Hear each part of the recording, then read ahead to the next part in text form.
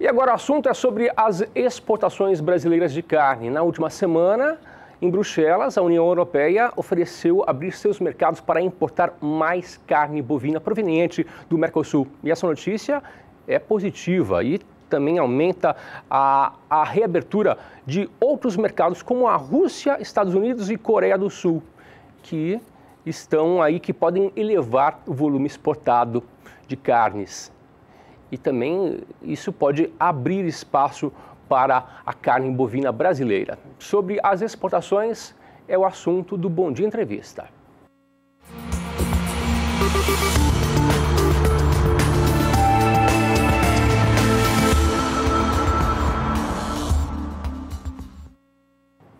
E para falar sobre as exportações de carne bovina, sobre a abertura de novos mercados e também para falar sobre a situação dos bois no Porto de Santos, estou aqui recebendo o João Pedro Couto Dias, analista de agronegócio da rede SBA. João, nós temos notícia quente, saiu ontem às 9h42 pelo site do Valor Econômico, que o ministro da Agricultura, Blairo Maggi, ele informou que a desembargadora do Tribunal Regional da Terceira Região, a senhora Diva Maleb, autorizou a partida do navio contendo 25 mil bois vivos que estava atracado no Porto de Santos com destino à Turquia. Apesar dessa autorização apesar de ter autorizado a partida em razão da dificuldade de retirar os bois da embarcação, a desembargadora manteve a parte da decisão da primeira instância que proíbe as exportações de animais vivos. Então ela deu essa autorização só para tirar aqueles animais dali do porto, mas manteve a primeira decisão, que é embargar as exportações de animais vivos. Como você vê essa situação, João? Bom dia para você. Bom dia. Eu vejo um absurdo, que o transporte de animais vivos no mundo inteiro tem regulamentos internacionais. E os países que exportam, como a Austrália, são países muito mais sérios que o Brasil. Pode ter certeza absoluta. Se a Austrália autoriza, pode ter certeza que é muito mais rígido, muito mais sério que aqui no Brasil. Agora, o que é um absurdo é o judiciário pegar uma ONG qualquer que vai lá e fala, ó, alega que tem 27 mil bois, lógico que tem 27 mil, o navio cabe 27 mil, tem espaço para 27 mil, ou acha que um importador vai enfiar os animais, empurrar esses animais a goela abaixo dentro do navio? Não, tem espaço, tem tamanho, tem água, tem alimento, esses animais foram adaptados, ou seja, eles passaram por um período de adaptação para poder comer comida no coxo. Ou seja, é um absurdo isso. Se existe um ministério que é encarregado de verificar isso, é o Ministério da Agricultura. Se alguém está errado, é o Ministério da Agricultura, não é o importador. O importador segue as regras, o importador segue as regras do país. Agora, de uma hora para outra, embarcado, vem uma ONG qualquer e pede uma liminar, e dão uma liminar, o pior não é isso, né?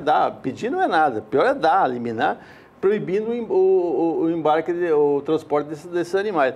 Então, o Brasil é uma coisa surrealista no Brasil. As coisas acontecem, o que ninguém imagina que possa acontecer, acontece no Brasil. É o caso do Fundo Rural, por exemplo, um exemplo mais clássico. Em 2010, o Supremo Tribunal Federal, que é o órgão responsável por definir as questões de constitucionalidade no Brasil, falou que era inconstitucional. Trocou um ou dois juízes, mudou o placar, querem cobrar retroativamente, ou seja, é um absurdo as coisas acontecerem no Brasil. E o pior é que nós assistimos. Falando em absurdo, mais um absurdo, o país fechou com um déficit de 260 bilhões de reais na Previdência. Os parlamentares ninguém se preocupa com isso. Eu acho que as coisas acontecem e fica por isso mesmo.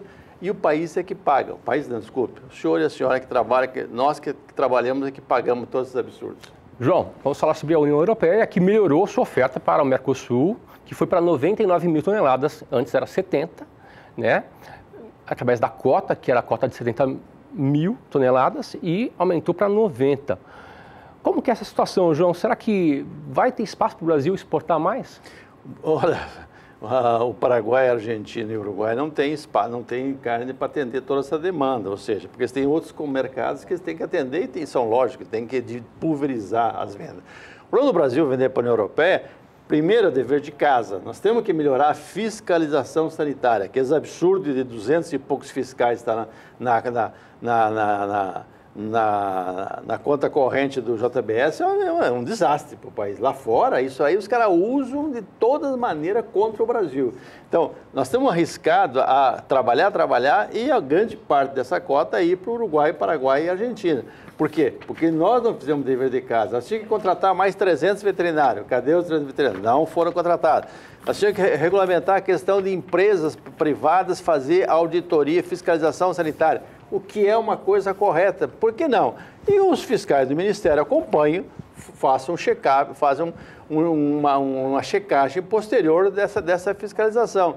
Não, até agora, pelo que eu sei, não passou, não sei se depende de Congresso, alguma coisa desse tipo. Então, no Brasil, o problema não é produzir. Nosso produtor é extremamente capaz. O problema é depois da porteira. É toda essa burocracia, essa incompetência estatal, essa parafernália que tem no Brasil de normas, decretos, leis, etc. Qualquer um vai lá e pede um negócio, um juiz dá uma autorização, dá uma liminar e acontece o que aconteceu nesse navio. Carregado, ficando fedendo lá no Porto de Santos. Por quê? Porque não pode navegar em função de uma decisão de um juiz que, graças, eu acho que ao bom senso dessa desembargadora do TRF lá de São Paulo, parece que foi resolvida, pelo menos esse navio. Ô João, a esperada reabertura de alguns mercados como Estados Unidos, Rússia e também possivelmente a Coreia do Sul podem elevar o volume exportado e abrir aí novos espaços para exportação de carne. Sem contar também o aumento das unidades liberadas para exportar para a China, né? E a ampliação de cotas da União Europeia. Então, o cenário é positivo. Será que nós vamos exportar mais carne bovina em 2018 do que 2017, João? Olha, eu espero que sim, né? É importante para o mercado, é importante para a cadeia da pecuária bovina brasileira que se mantenha esses canais abertos. Eu recebi uma informação do Adido Agrícola Brasileiro lá em Washington. Ele falou o seguinte: olha, tudo que é técnico que os caras do Ministério do Departamento de Agricultura americano, o USDA, pediu, nós atendemos. Agora, quando eles vão liberar, é outros 500. O problema não é questão técnica, é o tempo. Por quê? Porque é um lobby muito forte contra o Brasil. O Brasil é o maior exportador, ele briga com a Índia. A Índia, eu não sei o Cargas d'Água, qual é o santo que protege ela, de que as condições sanitárias da Índia são piores que a do Brasil, e a Índia vende carne, e eu nunca vejo a Índia nas manchetes. Ou os fiscais lá são muito sérios, pode ser isso também. Então, o que acontece nesses países? O americano, nós importávamos, abriu para importação de carne in natura, 3.500 toneladas dia, começou com, 3.500 toneladas mês, começou as exportações para os Estados Unidos. Aí os caras venderam peças inteiras, tinha abscesso de problema da vacina da fitose, dentro dessas peças, os caras pararam, faz quase um ano que suspenderam as importações. Então, o problema do Brasil não é nós produzirmos, o problema do Brasil é nosso, interno. Nós temos que ter uma fiscalização mais séria, nós temos que ter, os frigoríficos têm que se conscientizar que qualquer besteira que eles fizerem vai ter repercussão. Quando você fala China, por exemplo, China é o maior mercado que mais vai crescer o consumo de carne bovina no mundo. O consumo deles, 5, 6 quilos por habitante ano, num total de 1,4 bilhão, é muito. 1 quilo a mais por chinês. Se conseguir na média, nós estamos falando de 1.400.000 toneladas de carne. É o que o Brasil exportou no passado. Então, só a China é um grande mercado. Só que a China tem um detalhe. Ela quer comprar carne no Brasil. Tem 15 frigoríficos habilitados. Agora vem mais 11 que vão ser vistoriados. Tomara que sejam aprovados. Passaríamos a ter 26. Com 26, possivelmente a China, se não em volume, mas pelo menos em faturamento, deverá ser a primeira em 2018, porque ela compra as carnes ela compra carnes um pouco carne traseiro também, que aumenta o preço médio da carne exportada para a China. A China é um grande mercado, assim como ela é para a soja no Brasil, 70% do grão de soja do Brasil vai com destino à China. E daí por que não aumentarmos mais a exportação de carne bovina para os chineses? Os chineses precisam do Brasil e nós precisamos deles. Previsões otimistas para 2018? Não, tem que ser otimista. Esse país nosso, nós temos que rezar para que as coisas melhorem. Eu acho que pior do que está não vai ficar, não. Obrigado, João. Boa semana.